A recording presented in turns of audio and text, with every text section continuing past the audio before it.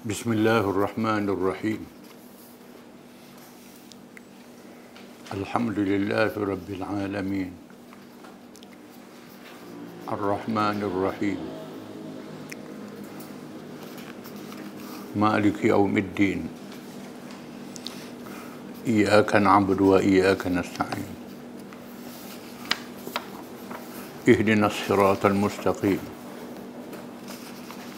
صراط الذين أنعمت عليهم غير المغضوب عليهم ولا الضالين آمين.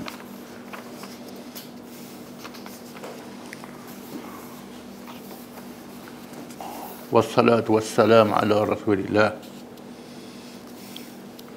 وعلى آله وصحبه ومن تبعه ونصره ووالاه.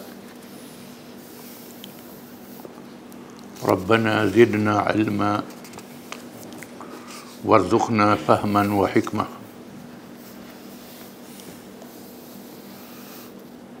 Setelah kita bincang tentang Murji'ah Jabariyah, hari ini kita bincang pula tentang Murji'ah Qadariyah. Murji'ah campur dengan Qadariyah. Murji'ah ialah yang berpahaman menangguhkan hukuman di hari akhirat. Di antaranya tak boleh hukum orang murtad keluar daripada Islam, tak boleh hukum orang kafir dan sebagainya di atas dunia, tunggu pada hari akhirat. Qadariyah Jabariyah pula ialah meletakkan qada dan qadar semua daripada Allah, tidak ada ikhtiar sedikit pun pada hamba. Sedangkan mengikut Ahlussunnah wal Jamaah, qada dan qadar daripada Allah, ikhtiar dan pilihan diberi pada hamba mengikut kemampuan. Adapun Qadariyah pula ditambah dengan kepahaman qada dan qadarnya daripada hamba, tak ada daripada Allah. Semua perbuatan hamba itu tak ada kuasa daripada Allah. Allah Ta'ala suruh kuasa pada hamba.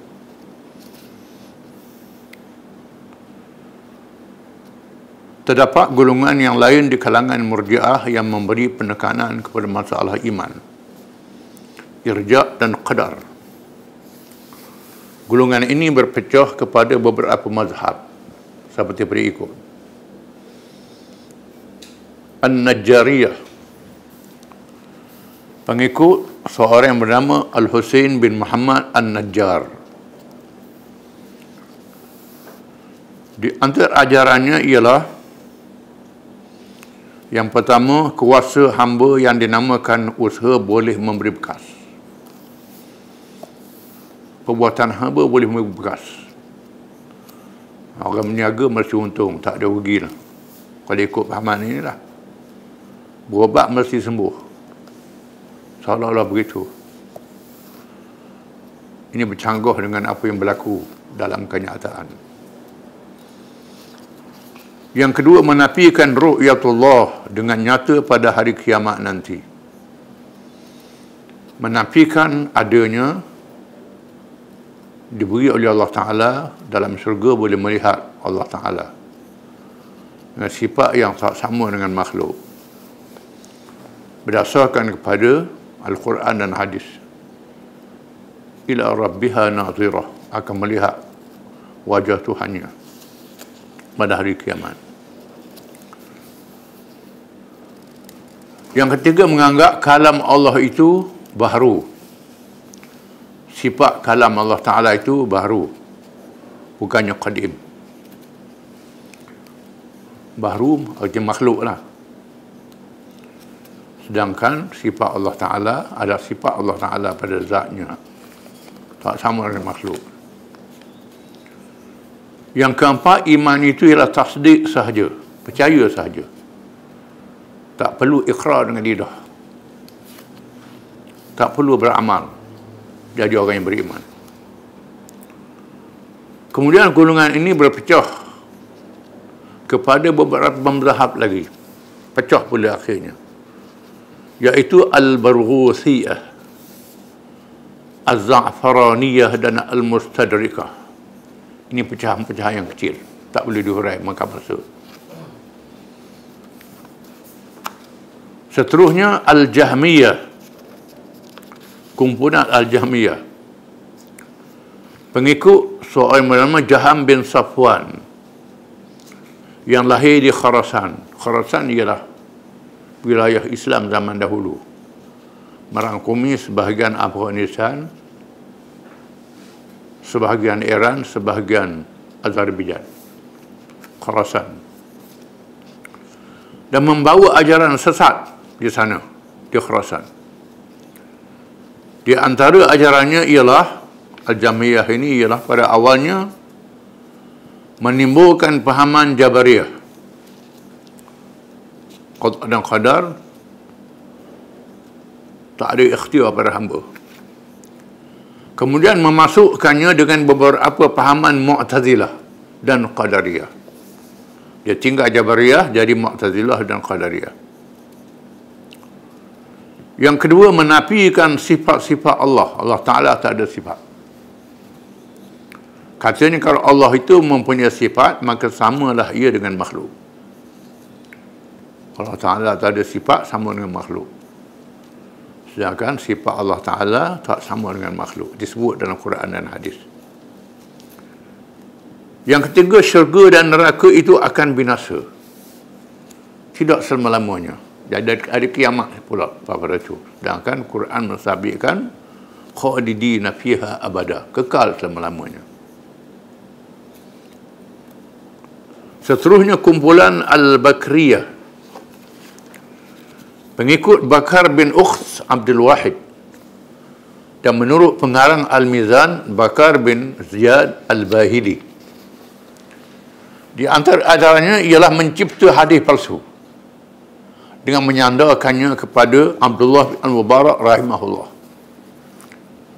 Jika Abdullah bin Mubarak meriwayatkan hadis. Mubarak ini ialah seorang ulama hadis yang terkenal, ulama yang terbilang, ulama yang ulum di zaman Abbasiyah, seorang alim yang berjihad dengan lidah, berjihad dengan kalam, tulisan, dan berjihad dengan pedang.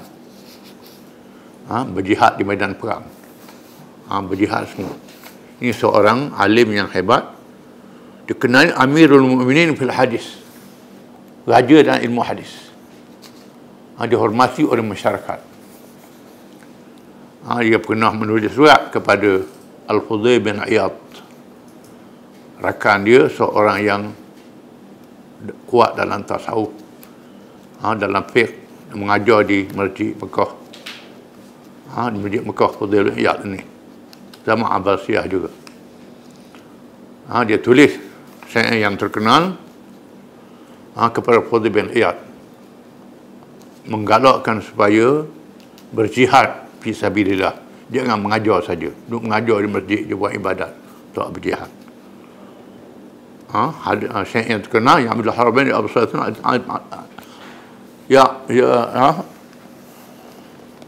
ya Abdul Haramain law absartana la'alimta annaha bil ibadati tal'abu. Wahai orang yang sedang beribadat di dua tanah haram, kalau kamu tahu apa yang kami hadapi di medan perjuangan ni, kamu sedar, kamu main-main saja buat ibadat. Dalam syair yang terkenal, dan beliau Fudayl bin Iyad baca syair ini, Fudayl bin Iyad menangis dan diminta orang yang bawa surat syair itu tulis hadis Nabi SAW yang barang siapa yang keluar berjihad fi sabilillah, kita tak boleh sama mendapat fadilat yang keluar ini, kecuali kalau kita semayang semalam, tak tidur langsung, tak makan langsung. Kalau dia keluar 3 hari, dia berjihad, tidur dia pahala. Dia duduk saja pun pahala. Di mana lembah dia berhenti dapat pahala. Bukit dia daki dia dapat pahala. Tidur dapat pahala. Tapi orang tak berjihad, tidur habis tak ada pahala apa. Duduk saja tak ada apa-apa. Kalau kamu boleh buat begitu, puasa selama-lama, semayang selama-lama, tak makan langsung, boleh kamu sampai kelebihan itu. Abdullah bin Mubarak ni dihormati oleh masyarakat di zaman Harun al-Rashid. Ketika Harun al-Rashid pergi ke Madinah, dia juga pergi ke Madinah. Di mana Zubaidah, pemaisuri Harun al-Rashid, duduk di istana melihat orang ramai berkerumun. Seorang manusia yang datang. Ramai orang berkerumun. Menyambut dia lebih ramai pada menyambut Harun al-Rashid. Lebih ramai pada menyambut khalifah. Sehingga Imam Malik turun daripada kudanya berjalan kaki menghormati kedatangan Abdullah bin Mubarak. Dia tanya siapa dia? Lalu dia beritahu itu Abdullah bin Mubarak. Lalu Zubaidah Masyarakat Masjid kata, engkau sepatutnya raja, bukan Harun al-Rashid. Kerana penghormatan masyarakat terhadap dia lebih pada khalifah. Jadi pokok perkara ni dia pakai nama Abdullah bin Mubarak. Hadis riwayat Abdullah bin Mubarak. Padahal hadis palsu. Ini kerja dia Bakar bin Ziyad al-Bahili yang membawa ajaran Al-Bakriyah. Di antara ajarannya ialah yang pertama, Al-Bakriyah ni menganggap manusia itu roh sahaja, tidak termasuk jasad. Nama manusia itu roh, jasad dia bukan manusia. Terpelik ajaran dia ni. Jadi benda raib dalam manusia tu. Yang kedua, pahaman dia dosa besar yang dilakukan oleh ahli qiblah. Hukumnya munafik dan menyembah syaitan, dan orang yang melakukannya kekal dalam neraka. Yang paling bawah di samping itu, dia masih lagi sebagai orang Islam. Tapi Islam juga. Sedangkan dia sebut dalam hadis, dalam Quran, orang yang beriman selagi ada iman sebesar zarah, dosa banyak mana sekalipun, akhirnya bebas daripada neraka. Adapun orang yang kafir kekal dalam neraka. Yang ketiga, Allah itu dilihat pada hari kiamat dengan rupa yang diciptakannya, dan berkata-kata kepada hamba-hamba dengan rupa itu, bukan mengikut zatnya yang asal, rupa lain Allah Ta'ala ni. Ini pelik ajaran dia. Yang keempat, kanuk-kanuk yang masih dalam buaian tidak merasa sakit walaupun dipukul, dipotong dan dibakar, dan menikmat dengannya walaupun ternyata dia menangis. Katuk budak-budak sakit sebenarnya, dia kata. Dah katuk lah pukul budak-budak ni. Ini pahaman salah, tak betul. Sedangkan budak tak ada perasaan. Yang kelima, mengharamkan bawang putih dan bawang besar. Bawang putih dan bawang besar haram, tak boleh makan. Bawang putih, bawang besar. Sedangkan makruh, kecuali dia masuk. Bila masuk, hilanglah makruhnya. Dia haram terus. Dia pakai zahir hadis. Yang keenam, mewajibkan wuduk apabila berbunyi dalam perut. Ceruk perut kena ambil himayah mula. Ini antara ajaran dia pelik. Sedangkan bila keluar angin, keluar najis, barulah hilang semayang. Ini pahaman Al-Bakriyah tadi. Dalam fiqh pun dia menyeleweng, dalam akidah pun dia menyeleweng. Seterusnya Ad-Dirariyah, pengikut Dirar bin Amar. Ini seorang lagi pula, Dirar bin Amar. Di antara ajarannya ialah yang pertama, melihat Allah pada hari kiamat dengan panca indera yang keenam, yang dijadikan oleh Allah kepada orang yang beriman pada hari kiamat. Pada hari kiamat ni bukan mata, telinga, hidung saja, ada benda lain pula Tuhan buat. Benda pelik, boleh tengok Allah Ta'ala dengan panca indera itu. Hanya pelik ni ajaran dia. Yang kedua, yang menjadi hujah selepas wafatnya Rasulullah SAW, ia hanyalah ijma'. Bila Nabi sudah wafat, Quran hadis tak dibakar, pakai ijma' dia. Ijma' para ulama'. Ini ajaran salaf. Yang ketiga, mengingkari riwayat oleh Abdullah bin Mas'ud dan Ubay bin Ka'ab berhubung dengan bacaan Al-Quranul Karim, dan menuduh kedua-dua orang sahabat radhiyallahu anhuma itu sesat. Di sana ada qiraat riwayat Abdullah bin Mas'ud, ada qiraat riwayat Ubay bin Ka'ab, bacaan yang agak lain, bacaannya lain. Dia mengingkari bacaan Abdullah bin Mas'ud dan Ubay bin Ka'ab.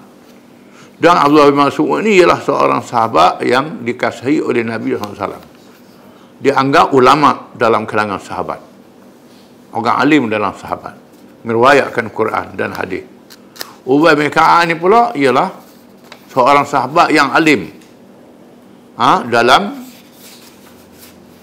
ilmu Al-Quranul Karim, dan ilmu fiqh, terkenal mengetahui bahasa asing, bahasa Ibrani, sehingga malaikat Jibril suruh Nabi baca surah Al-Bayyinah depan Ubay bin Ka'ab.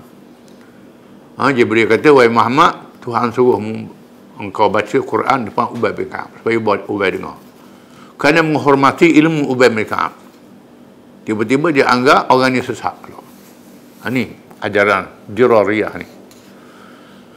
Yang keempat, mengakui iman seluruh umat Islam, meragui iman seluruh umat Islam, kerana kita tidak tahu apa yang ada dalam hati mereka. Jadi orang beriman ni tak boleh percaya belaka seluruh dunia. Tak boleh percaya belaka. Kita tak tahu dalam hati dia. Beriman kedok tak tahu. Ini tak percaya ke orang. Sedangkan kita disuruh melihat bila zahir seorang tu Islam, beriman, Islam berimanlah. Yang batin serah pada Allah Ta'ala. Bila seorang tu nyata Islamnya, imanlah di sisi kita. Bila dia mati, urusan jenazahnya urusan seorang yang beriman. Dimandi, dikafan, ditanam mengikut cara Islam, sembahyang cara Islam. Al-Karramiyah, mazhab Al-Karramiyah.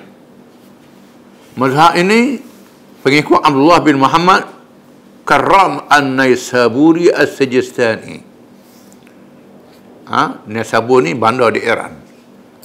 Dia dilihat pada zahirnya seorang yang warok dan ahli pidato yang memberi nasihat pada orang ramai, tetapi menjadi pemimpin besar ajaran sesat yang dikenali dengan Al-Karramiyah. Di antara ajarannya ialah, ajaran dia yang pertama, iman itu ialah iqrar dan percaya dengan lidah sahaja, tidak perlu pada hati iman itu. Yang kedua, Tuhan yang disembah itu berjisim, baginya hak dan kesudahan. Ini semua sesat ni. Ketiga, Allah itu berada di arah dan di sebelah atas, berpihak Allah Ta'ala ni, ada tempat macam makhluk. Sedangkan Allah Ta'ala tu tidak sama dengan makhluk. Yang keempat, tidak berwuduk sebelum semayang. Semayang tak ada wuduk. Yang kelima, sembahyang musafir cukup dengan 2 takbir saja. Tak perlu qiyam, rukuk, sujud, tasyahud dan salam. Kalau kita jalan sibuk-sibuk, maka takbir Allah Akbar, tak ada rukuk, sujud. Ini ajaran sesat dia. Yang keenam, sah bersembahyang dengan pakaian dan tempat yang najis. Sah sembahyang, pakaian, tempat najis. Sedangkan mengikut ulama'nya kecuali dalam keadaan darurat. Darurat tak jadi salah. Dia sah sepanjang masa.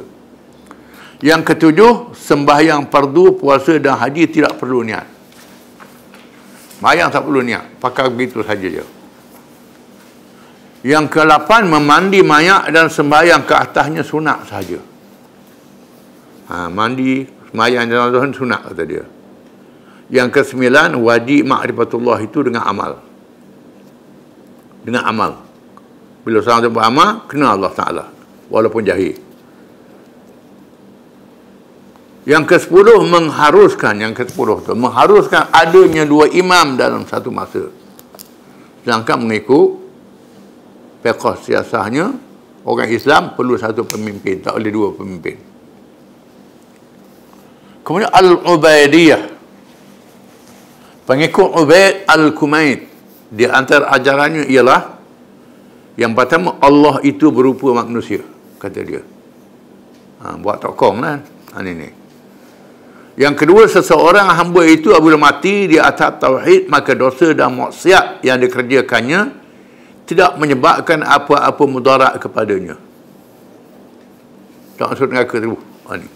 Maksiat tak ada apa-apa, buat maksiat. Kemudian As-Salihiyah, pengikut Saleh bin Amar As-Salihi. Di antara pegangannya ialah yang pertama, iman itu ialah ma'rifatullah secara mutlak. Kenal Allah Ta'ala secara mutlak. Tak tahu sifat, tak tahu nama pada apa. Ini salah. Yang kedua, alam ini hanyalah mempunyai pencipta. Alam ni ada pencipta dia. Betul lah, alam ada pencipta, ada tukang buat. Lepas tu pentadbir daripada dia pula. Pencipta tu mesti pentadbir lah. Ini sekadar itu saja. Yang ketiga, kufur itu ialah jahil bukan Allah secara mutlak. Bila orang tu tahu agama, kafir selalu. Ni teruk, pasal dia jadi kafirnya. Yang keempat, orang yang berkata Tuhan itu tiga tidak kufur. Ini pelik. Tetapi ia tidak keluar malaikat dari orang yang kafir. Cakap ni jadi orang kafir, tidak jadi kafir. Ini pelik. Yang kelima, bahawa ma'rifatullah itu ialah kasih dan tunduk kepadanya walaupun dia engkarkan Rasulullah SAW. Sah dari segi akal.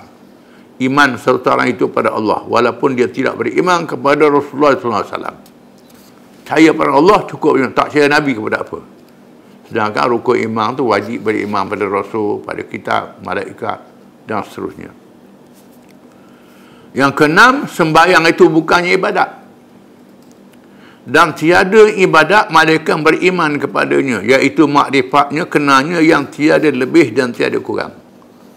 Sembahyang ni bukan ibadat. Tak payah ibadat lah. Beriman, percaya cukup. Ini semua mengarut belaka ni. Yang ketujuh, harus bagi Allah menamakan dirinya dengan lawan kepada nama-namanya. Tuhan boleh letak nama buruk pada dia. Sedangkan al-asma'ul husna, nama-nama Allah yang terbaik.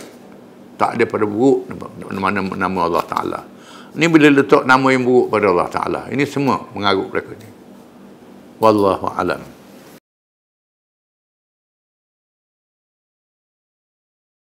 Bismillahirrahmanirrahim. Keluhan golongan Ansar. Ansar ialah orang yang beriman yang datang dari Madinah, khususnya Aus dan Khazraj. Sab'a Nabi yang disanjung dalam Quran dan hadis Nabi SAW. Mereka yang berbai'ah, berjanji setia dengan Nabi, berwala dengan penuh ikhlas, sanggup mati menegakkan Islam, sanggup lawan siapa saja yang menentang Islam. Ini golongan Ansar. Walaupun keluarga dia sendiri tak beriman, lawan Nabi, dia stuck dengan Nabi, maka mereka sangat dimuliakan oleh Allah. Namun harta rampasan perang menjadi ujian. Bila banyak harta rampasan perang ni, banyak sumbangan, banyak harta jadi ujian. Pembahagian harta ghanimah rampasan perang Hunain menimbulkan keluhan dalam kalangan Ansar, kerana tiada dalam kalangan mereka yang mendapat habuan ghanimah. Dalam keadaan iman mereka tetap kuat, teguh, kental dan sentiasa bersedia menunaikan janji mereka kepada Rasulullah SAW untuk rebah bangun dan sehidup semati bagi menegakkan Islam. Tetapi jelingan kepada harta menyentuh perasaan hati mereka. Timbul persoalan mengapa diberi dengan banyak kepada orang Mekah yang baru saja masuk Islam. Begitu juga kepada pemimpin-pemimpin Arab Badawi, tidak kepada Ansar. Pemimpin Ansar Sa'ad bin Ubadah radhiyallahu datang menghadap Rasulullah SAW, menyampaikan keluhan mereka. Nabi bagi 200 ekor unta, 100 ekor unta, 50 ekor unta kepada pemimpin Mekah, kepada orang pemimpin Badawi yang baru masuk Islam. Golongan Ansar tak beri apa. Sedangkan mereka buang dengan Nabi sampai mati-matian. Lalu pemimpin mereka datang bertemu dengan Nabi. Rasulullah SAW bersabda kepadanya, "Fa'ina anta min dhalika ya Sa'ad?" Nabi tanya, "Di mana kedudukanmu sendiri dalam perkara itu, wahai Sa'ad?" Nabi tanya, "Mu macam mana? Mu macam orang lain juga?" Sa'ad menjawab, Ya Rasulullah, ma ana illa min qaumi, kata Sa'ad. Wahai Rasulullah, saya juga termasuk dalam kalangan kaum saya. Begitulah juga Rasulullah saya begitu juga. Tengok orang lain boleh ratus-ratus ekor unta buat balik.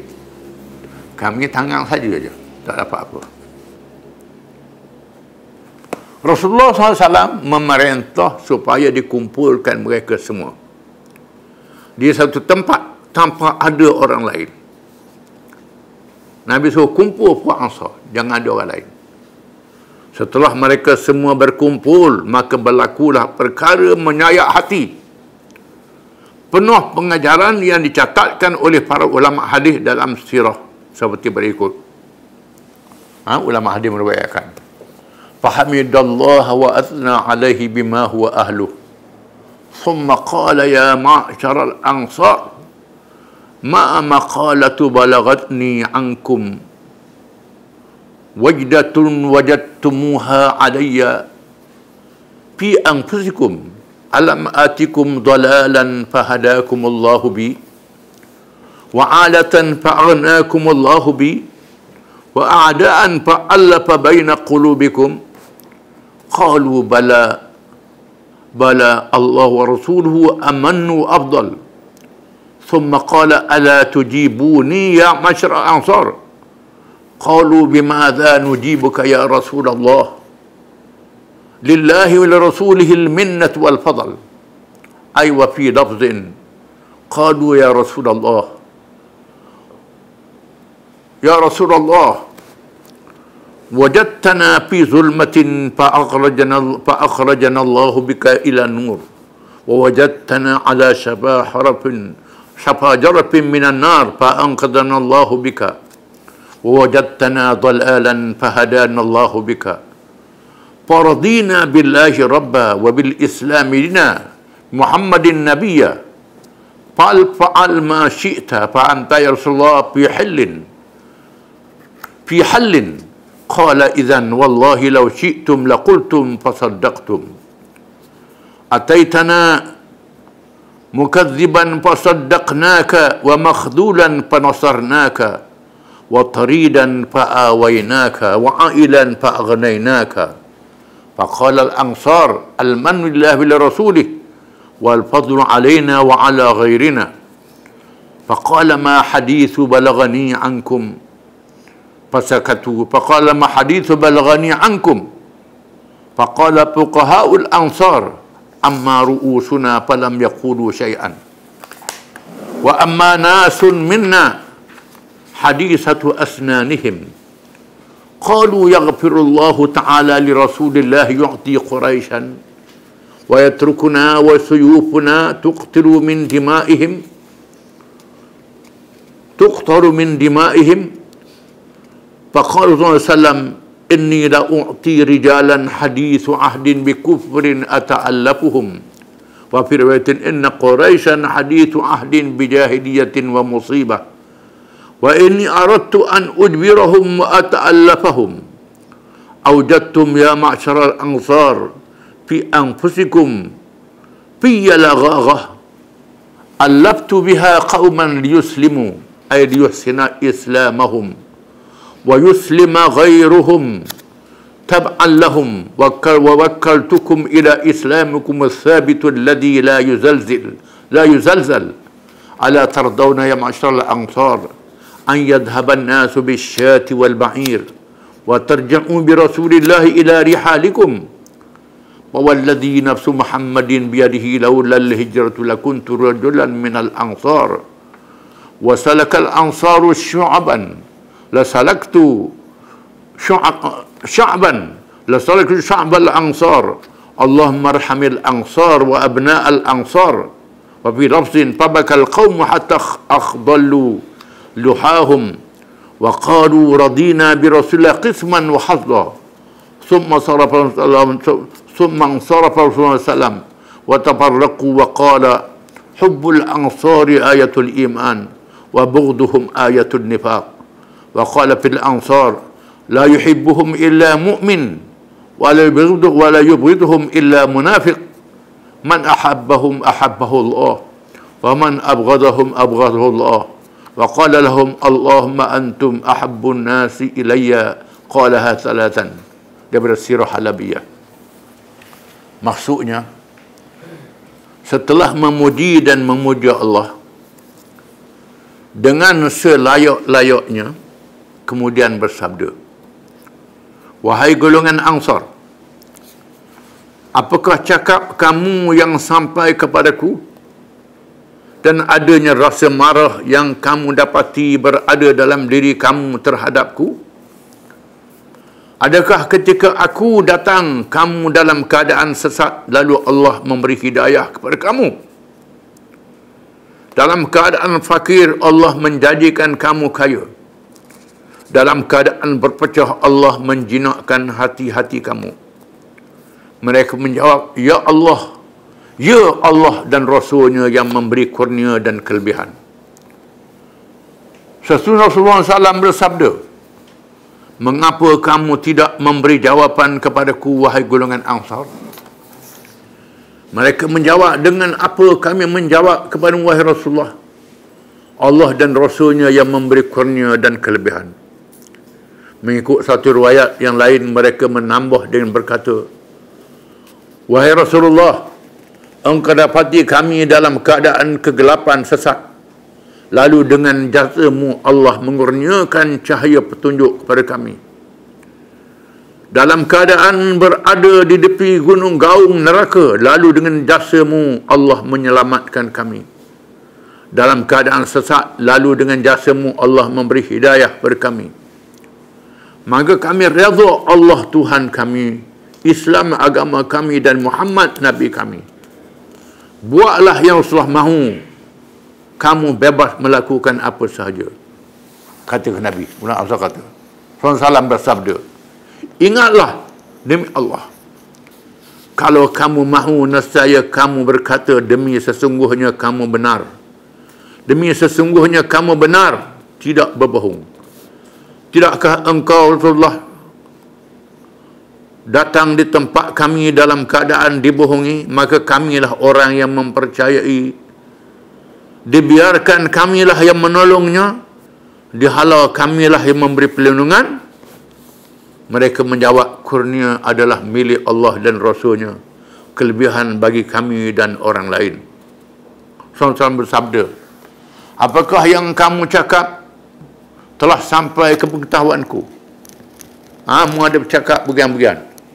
Mereka berdiam diri. SAW mengulangi sabdanya, apakah percakapan yang kamu ucapkan telah sampai ke pengetahuanku? Mu bercakap, merungut tak boleh. Buat orang lain boleh. Lalu yang faham dalam kalangan mereka menjawab, pemimpin Ansar menjawab, ulama-ulama Ansar menjawab, pemimpin kami tidak berkata apa-apa. Yang celupa dalam kalangan kami berkata, mudah-mudahan Allah mengampun Rasulullah kerana memberi harta ghanimah kepada Quraisy, tidak pada kami. Padahal pedang-pedang kami berlomboran dengan darah mereka. Katanya. Rasulullah SAW bersabda, sesungguhnya aku memberi ghanimah kepada beberapa orang yang masih baru meninggalkan kekufuran. Aku hendak jinakkan mereka. Mengikut riwayat yang lain, Rasulullah bersabda, kaum Quraisy baru sahaja meninggalkan jahiliyah dan ditimpa musibah kekalahan. Aku hendak pulihkan mereka dan jinakkan mereka. Aku dapati dalam diri kamu sedikit kecenderungan kepada dunia. Aku beri kepada orang lain kerana memujuk mereka masuk Islam, atau untuk menguatkan lagi Islam mereka, dan supaya orang lain mengikut mereka masuk Islam. Kata Nabi, aku beri ni nak jinak orang. Aku serah Islam kepada kamu, kepada diri kamu sendiri tanpa dengan digoncang. Wahai golongan Ansar, adakah kamu tidak redha? Biarlah orang lain pulang ke kampung mereka dengan membawa unta dan kambing, adapun kamu membawa Rasulullah pulang bersama kamu. Orang lain balik ke kampung, bawa unta, bawa kambing, bawa balik Rasulullah. Demi Tuhan yang diri Muhammad berada dalam tangannya, kalau tidak kerana hijrah, nescaya aku termasuk dalam galangan Ansar. Kalau golongan lain berjalan di satu jalan dan golongan Ansar berjalan di jalan yang lain, nescaya aku bersama dengan Ansar, kata Nabi. Ya Allah Tuhanku, berilah rahmatmu kepada Ansar, anak-anak Ansar dan cucu-cucu Ansar. Nabi doa kepada Ansar dan cucu-cucu Ansar sehingga hari ini. Maknanya golongan keturunan Ansar ni dapat rahmat doa Nabi sehingga hari ini.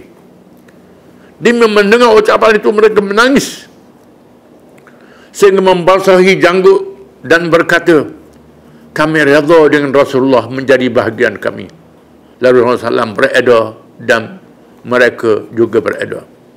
Mengikut riwayat yang lain, Rasulullah bersabda, kasihkan, rahmatkan Ansar menjadi tanda iman, memarahi Ansar menjadi tanda munafik. Barang siapa yang sayang pada Ansar menandakan dia beriman. Barang siapa yang marah pada Ansar, dia munafik, kata Nabi. Dan baginda bersabda, tidak mengasihi Ansar malaikat seorang beriman, dan tidaklah memarahi Ansar malaikat seorang munafik. Sesiapa yang mengasihi Ansar, nescaya dia dikasihi Allah. Dan sesiapa yang memarahi Ansar, nescaya dia dimurkai Allah. Dan baginda bersabda lagi, ya Allah Tuhanku, mereka lah manusia yang paling aku kasihi. Diulang 3 kali. Nabi ulang 3 kali. Nabi ulang 3 kali. Supaya Allah Ta'ala memberi rahmat kepada golongan Ansar. Pembebasan tawanan. Berlaku pula peristiwa dibebaskan tawanan. Rasulullah SAW berada di Ja'ranah melebihi 10 hari. Ja'ranah ialah tempat orang buat umrah di situ. Ja'ranah. Nabi duduk situ sama 10 hari. Dalam masa itu berlaku beberapa peristiwa menarik. Di antara kedatangan rombongan Hawazin berjumlah 14 orang yang diketuai oleh bapa saudara susuan Rasulullah SAW bernama Zuhair bin Surd, memohon dibebaskan tawanan dan harta rampasan perang Hunain kerana semuanya habis, telah dibodohkan, semuanya habis oleh kebodohan Malik bin Auf yang berlindung di Taif. Mereka juga mengisytiharkan Islamnya dengan menyampaikan ucapan yang menyayat hati pendengar, antara lain menegaskan, di mana pemimpin golongan Hawazin, Zuhair bin Surd, dia ni kebetulannya ialah kena bapa saudara susu Nabi, iaitulah adik-beradik Halimah Sa'diyah. Dalam kisah maulud Nabi dulu, Nabi menyusu dengan Halimah Sa'diyah. Jadi Zuhair bin Surd ni adik-beradik Halimah Sa'diyah. Jadi pak saudara susu Nabi.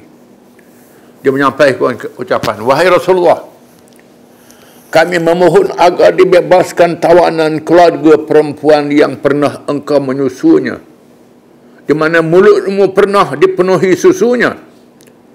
Kami adalah orang pandai berterima kasih pada orang yang berbudi.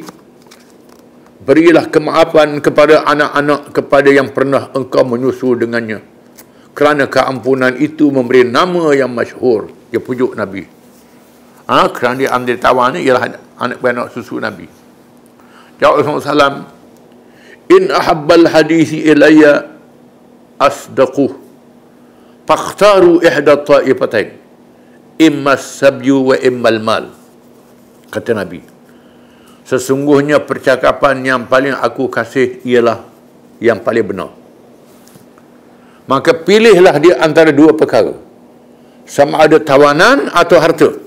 Kata Nabi, mu nak tawanan dibebaskan ke nak harta? Aku pilih pada kamu. Harta pun ada, tawanan pun ada. Pilih sama ada mu nak harta ghanimah yang aku bagi ataupun tawanan yang aku bebaskan. Kerana harta ghanimah ada hukumnya yang ditetapkan oleh Al-Quran. Mereka menjawab bahawa mereka lebih mengutamakan pembebasan tawanan. Mereka tak ambuh unta, kambing, nak tawanan dibebaskan. Memang sebenarnya dalam keluarga Hawazin adalah keluarga susuan Rasulullah SAW. Mereka bersama kabilah Thaqif yang berkubur di Taif. Sebahagiannya lari di Taif dalam kubur. Mereka adalah saki-baki kekuatan musyrikin Arab. Rasulullah SAW mengambil langkah memilih tawanan dibebaskan, sebagaimana yang dipilih oleh mereka dan dinyatakan oleh Allah dengan firman-Nya.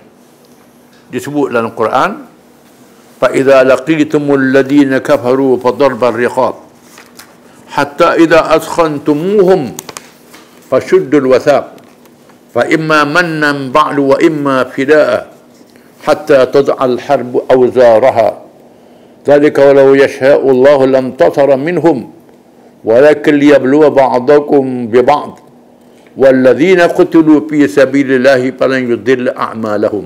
Surah Muhammad ayat 4. Maksudnya, maka apabila kamu bertemu orang kafir di medan perang jihad, maka pancunglah leher-leher mereka, sehingga kamu membunuh mereka dengan banyak, jadi mengalahkan. Maka tawanlah yang hidup, dan ikatlah tawanan itu dengan sekuat-kuatnya. Setelah selesai pertempuran itu, maka terserahlah kepadamu sama ada hendak membebaskan percuma atau membebaskan dengan tebusan, sehingga berakhirnya peperangan. Demikianlah kalau Allah menghendaki, nescaya Ia membinasakan orang-orang kafir itu tanpa peperangan. Tetapi Ia hendak menguji kamu supaya berlawan di antara satu sama lain. Dan orang-orang yang mati syahid pada jalan Allah, maka Allah tidak sekali-kali mensia-siakan amalan mereka. Ayat ini menggalakkan orang Islam berjihad walaupun berperang, menentang musuh-musuh Islam, sama ada menang ataupun mati. Padahal Allah Ta'ala Maha berkuasa untuk memberi kemenangan dengan kun fayakin. Kun fayakun saja. Allah Ta'ala berkuasa. Pasal apa Allah Ta'ala menyusahkan orang Islam sehingga berperang mempertahankan agamanya? Kerana Allah Ta'ala nak menguji manusia dalam kehidupan dunia. Dia beri pahala yang besar kepada mereka yang berjihad, mengorbankan harta dan jiwa raga untuk menegakkan Islam. Dan dia beri hukum. Dalam tawanan perang, dia beri pilihan. Sama ada dibebas dengan tebusan atau dibebas dengan percuma. Ini ada, dia boleh buat pilihan. Jumlah tawanan wanita dan kanak-kanak selama 1,000 orang ditawan. Mengikut hukum Islam, mereka dijadikan hamba kerana realiti di zaman itu, perhambaan tidak mudah dihapuskan. Kerana zaman itu, zaman tawanan dijadikan hamba. Maka Allah Ta'ala izinkan kita orang Islam menjadikan tawanan musuh sebagai hamba. Itu realiti masa itu. Tetapi Islam mewajibkan penjagaan yang baik laksana keluarga sendiri. Walaupun hamba, kena jaga macam anak beranak sendiri. Haram dizalimi dengan apa cara sekalipun. Namun Islam menentukan hukum-hukum yang membebaskan hamba dengan pelbagai cara. Di mana Islam berbeza dengan agama lain dan ajaran manusia dalam menangani masalah hamba. Kejayaan hukum Islam terbukti dengan hilangnya perhambaan dalam masyarakat Islam, dan bekas hamba boleh memegang jawatan paling tinggi dalam negara Islam. Hukum Islam dalam masalah hamba berbeza dengan kaum lain. Yang pertama, hamba dilayan macam keluarga, tak boleh zalimi sekali-kali. Macam anak isteri kita, hamba ni. Macam anak isteri. Kalau hamba perempuan, macam isteri lah. Tak kahwin lagi. Jadi boleh duduk sekali. Anak-anak kita, siapa begitu. Tapi hukum nafkah macam isteri juga. Wajib. Begitu juga kanak-kanak jadi hamba, kena jaga macam anak kita. Dalam masa yang sama, zalim terhadap hamba dosa besar. Kemudian kalau buat kesalahan-kesalahan jenayah yang berat ataupun dosa yang besar, melanggar sumpah dan seumpamanya, setubuh ni isteri bulan Ramadan, waktu siang hari, hukuman yang pertama merdekakan hamba. Bunuh orang tak sengaja, merdekakan hamba, hukuman dia. Kemudian merdekakan hamba, pahalanya besar. Kalau bergurau merdekakan hamba, jadi merdeka mengikut hukum syarak. Macam bergurau tolak isteri, jatuh tolak. Bergurau yang jadi murtad, jadi murtad. Ini benda yang tak boleh bergurau. Tak boleh bergurau sekali-kali. Termasuk merdekakan hamba, kalau bergurau pun hukumnya jadi merdeka. Oleh kerana hukum-hukum macam ini, dalam kerajaan Islam, tak ada hamba pada hari ini. Hilang terus. Dan hamba, bila masuk Islam, sama dengan orang Islam lain. Ada jadi ulama besar, pemimpin besar. Bahkan bertukar ganti, bila orang Arab sudah lemah, orang yang bukan hamba jadi pemimpin, jadi khalifah, memerintah negara. Ini dalam Islam. Kerajaan Abbasiyah, sebahagiannya adalah bekas-bekas hamba. Asalnya. Termasuklah kerajaan Uthmaniyah, kerajaan Ayyubiyah, kerajaan Mamalik. Asalnya itu daripada hamba. Bila sudah masuk Islam, jadi pemimpin. Dalam peristiwa Hunain, Rasulullah SAW memulakan dengan dirinya sendiri membebaskan tawanan di bawahnya dan keluarganya. Terutamanya melihat kepada ramainya dalam kalangan Hawazin yang mengisytiharkan Islamnya. Dalam masa yang sama, para sahabat dalam kalangan Muhajirin dan Ansar mengikut jejak langkah Rasulullah SAW membebaskan tawanan. Adapun orang yang tidak mahu membebaskan, diberi tawaran 6 ekor unta betina bagi setiap orang yang dibebaskan. Akhirnya semua dibebaskan. Orang bebaskan hamba, Nabi beri hadiah 6 ekor unta betina, barang yang mahal zaman itu. Rasulullah SAW bersabda, di mana perginya Malik bin Auf? Nabi tanya, mana Malik bin Auf? Pemimpin Hawazin. Mana? Mereka menjawab, dia melarikan diri ke Taif. Dia lari Rasulullah, duduk kota Taif. Sabda Rasulullah SAW, kalau dia datang, aku bebaskan keluarga dan hartanya. Dan aku beri kepadanya 100 ekor unta, kata Nabi. Nabi istihar. Sekiranya Malik bin Auf datang serah diri, aku bebaskan keluarga dia, aku akan beri hadiah 100 ekor unta. Tawaran ini disampaikan kepada Malik bin Auf yang bersembunyi dalam kota Taif. Bila dengar Nabi nak beri 100 ekor unta, nak bebaskan keluarga, lalu dia menyusup keluar dan menyerah diri kepada Rasulullah SAW dan mengisytiharkan Islamnya. Terus masuk Islam. Dan Rasulullah SAW melantiknya menjadi ketua di daerahnya. Lantik ketua daerah walaupun baru masuk Islam. Lantik dia ketua. Islamnya pemimpin memberi kekuatan yang besar kepada perkembangan Islam, kerana Rasulullah SAW pernah bersabda, khiyarukum fil jahiliyati khiyarukum fil islami idza faqahu. Orang-orang yang terpilih dalam kalangan kamu di masa jahiliyah menjadi orang-orang yang terpilih juga di masa Islam apabila mereka faham memainkan peranannya setelah Islam. Orang cerdik, orang bijak, kalau dia masuk Islam, tak hilang cerdik bijak dia. Kalau dia layak jadi pemimpinlah dia. Bukan dia pecat, dia pemimpin. Dan sebab itu, contohnya Raja Masraq, Raja Oman. Raja Masraq, Raja Oman, bila Nabi tulis surat, dia masuk Islam. Dia jadi raja, tak dia pecat daripada raja. Terus dia jadi raja. Tak diturun daripada takhta dia. Raja Habasyah sebagai contohnya, An-Najashil Asqam, masuk Islam. Bila masuk Islam, Nabi istihad jadi raja di Habasyah. Tak dipecat. Tak kisah jadi raja, jadi presiden, jadi apa. Bila terima Islam, dia terima mengikut kedudukan dia. Islam terima. Yang pentingnya masuk Islam dan ikut hukum Islam. Yang pentingnya. Wallahu a'lam.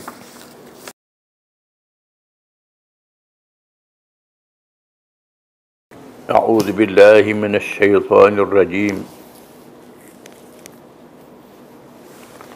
فإن كنتم على سفر ولم تجدوا كاتبا فرهان مقبوضة فإن من بعضكم بعضا فليؤدي الذي اؤتمن أمانته وَلْيَتَّقِ اللَّهَ رَبَّهُ وَلَا تَكْتُمُوا الشَّهَادَةَ وَمَنْ يَكْتُمْهَا فَإِنَّهُ آثِمٌ قَلْبُهُ وَاللَّهُ بِمَا تَعْمَلُونَ عَلِيمٌ.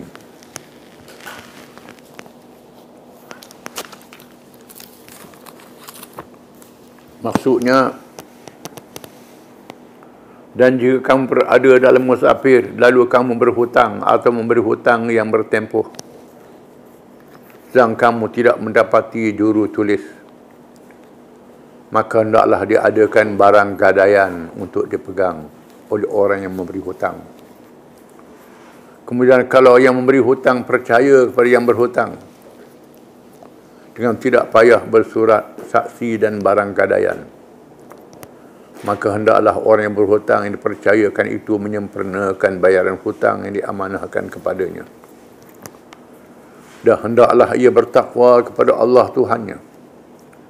Dan janganlah kamu, wahai orang-orang yang menjadi saksi, menyembunyikan perkara yang bersaksikan itu.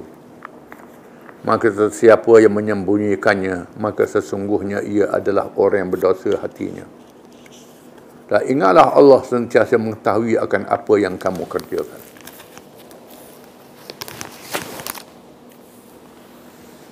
Ayat ini masih lagi berkait dengan hutang piutang. Ditambah hukum gadai. Bergadai. Dengan makna bila kita berhutang, kita beri benda kepada yang beri hutang itu sebagai gadaian. Ini ada hukum dalam Quran. Fa in kuntum ala safarin wa lam tajidu katiban farihanun maqbudah. Dan jika kamu dalam keadaan musafir, kamu tak ada penulis nak tulis. Nak tulis hutang tu, nak buat perjanjian, tak boleh. Farihanun maqbudah. Dibenarkan kamu memberi barang untuk dipegang sebagai cagaran, sebagai gadaian. Dibenarkan bergadai. Ini walaupun ayat ini menyebut dalam keadaan musafir, dalam keadaan tak musafir pun boleh juga, tak jadi masalah. Islam membenarkan ar-rahnu, membenarkan gadaian. Dan mesti elok berriba. Riba tak boleh. Di mana barang gadaian ni ialah sebagai jaminan. Dia tak boleh nak bayar hutang. Dia bayar yang barang tu. Tolak. Berapa banyak hutang, sebahagian boleh balik jual. Umpamanya. Ataupun dia nak beri terus barang tu kepada orang yang beri hutang ke dia. Mengenalkan jasa orang beri hutang. Dia nak bayar tak boleh. Tak ada masalah. Yang tak bolehnya, beri gada suruh bayar bunga pula. Itu tak boleh. Kerana dalam Islam ni bantu membantu, tolong menolong. Main bunga membunga ni riba. Tak boleh. Riba ni menindas. Lagi lama pinjam lagi nak. Kawan tu bayar semua. Jadi hutang tu keluar lubang dia. Akhirnya nak tapung tak boleh. Ini sangat jahat, sangat zalim. Dibenarkan hutang piutang. Bahkan Nabi SAW pernah menggadaikan barang dia dengan orang Yahudi. Nabi tutup perbelanjaan dalam kehidupan dia. Nabi banyak bagian dia. Boleh ghanimah. Tapi bagi korang. Kadang-kadang tak cukup. Masalah, lalu Nabi gadaikan. Diriwayatkan pernah pada masa Nabi wafat, perisai Nabi digadai pada seorang Yahudi. Digadai pada seorang Yahudi. Dan dia tebus baliklah. Kan nak beri makan keluarga dia. Disebut dalam hadis. Siapa yang kata Ibnu Syaham, seorang Yahudi. Nabi pernah gadai. Menunjukkan gadai ni boleh, termasuk orang kafir. Dengan syarat tak ada riba. Mengapa Nabi bergadai dengan orang Yahudi ni, orang bukan Islam? Nak tunjuk kepada orang kafir. Inilah dia Islam. Padahal ada sahabat-sahabat yang kaya. Yang Islam Masjid Ansar, tapi dengan orang kafir. Tujuannya nak ada hubungan dengan orang kafir. Orang kafir tengok apa dia Islam. Kita orang Islam ni amanah, baik. Bahkan pernah mengikut satu riwayat, kita pernah cerita dulu bagaimana seorang Yahudi yang Nabi berhutang dengan dia, minta hutang belum tiba masa. Nabi sabar menghadapinya. Nabi tak marah. Menyebabkan Yahudi itu masuk Islam. Kerana dia nak uji Nabi, nak cuba. Nabi ni tahan tak marah. Dengan sebab itu masuk Islam. Bermakna kita boleh bermuamalah dengan orang bukan Islam. Bukan dalam hubungan antarabangsa. Kebiasaannya dalam hubungan antarabangsa, bila tak ada hubungan diplomasi dengan mana-mana negara, maka tak boleh ada hubungan perniagaan.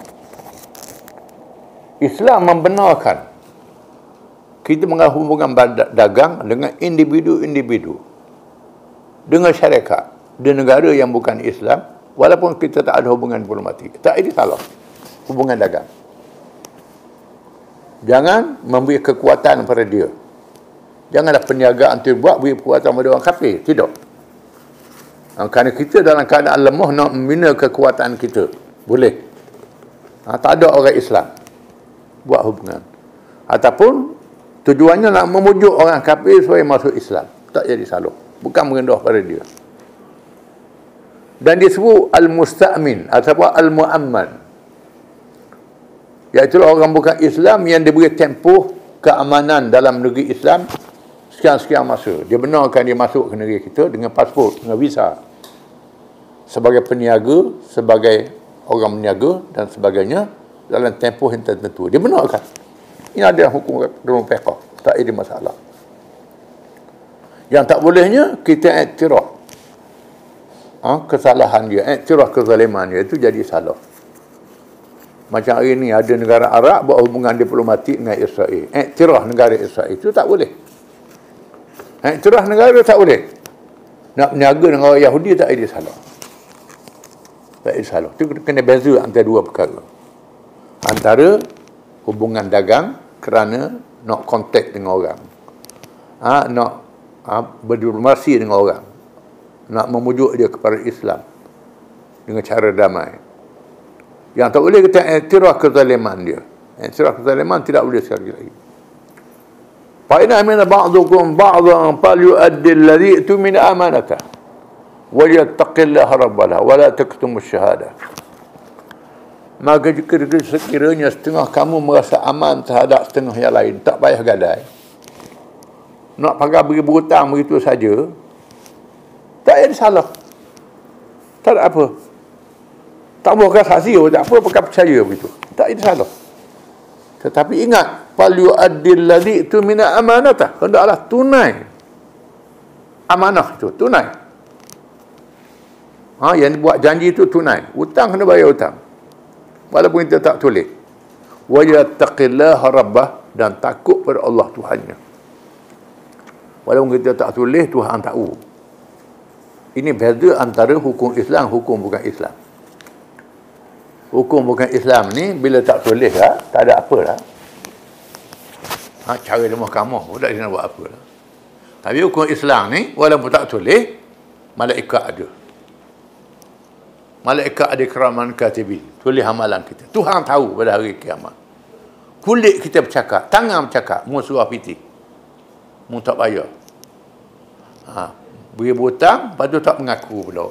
Kita berhutang dengan orang. Kan tak ada tulis apa-apa, tak ada surat, tipu orang. Jangan, ada hukum hari akhirat. Jadi orang Islam bertakwa pada Allah Ta'ala. Walaupun tak tulis ni kerana nak, kalau ada hal-hal kemudian, nak bawa ke mahkamah.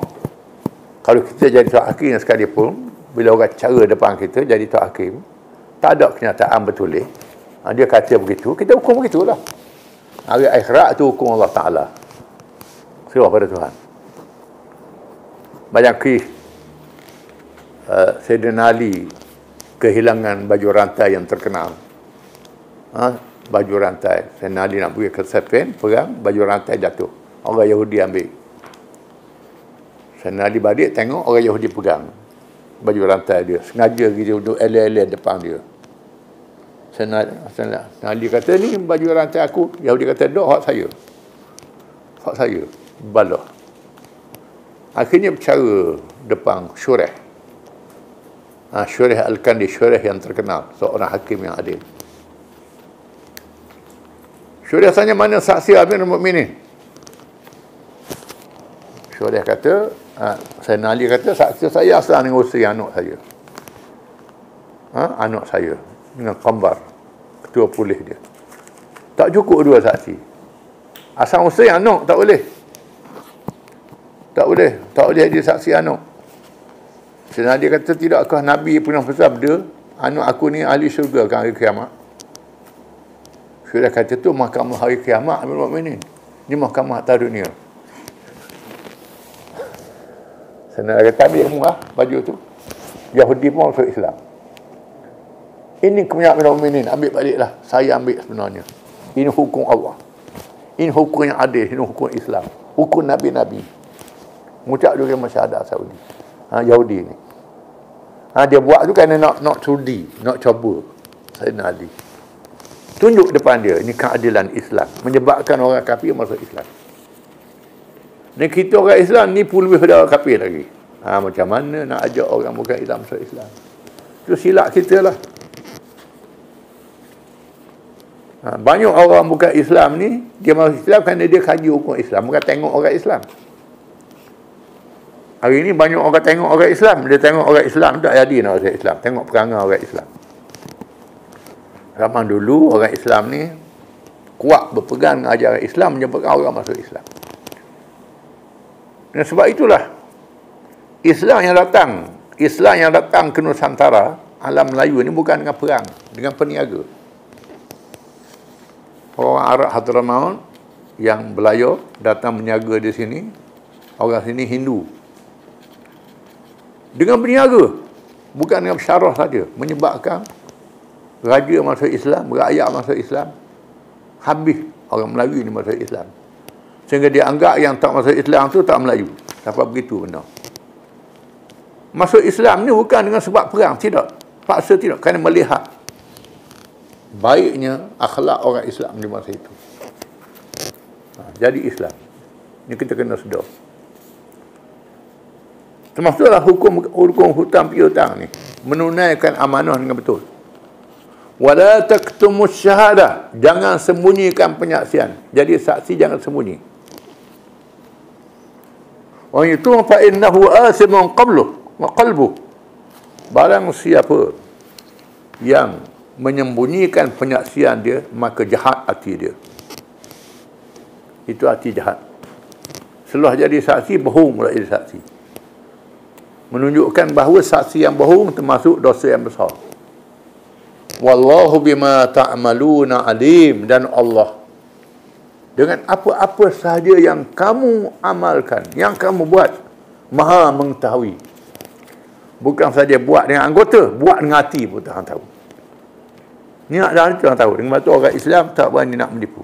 Ini kehebatan yang ada dalam hukum Islam. Hukum dalam hukum yang ada roh. Hukum lain tak ada roh. Roh itu adalah iman, akidah dalam hukum itu. Ada perhitungan dosa dan pahala. Bukan ke atas dunia saja. Wallahu a'lam.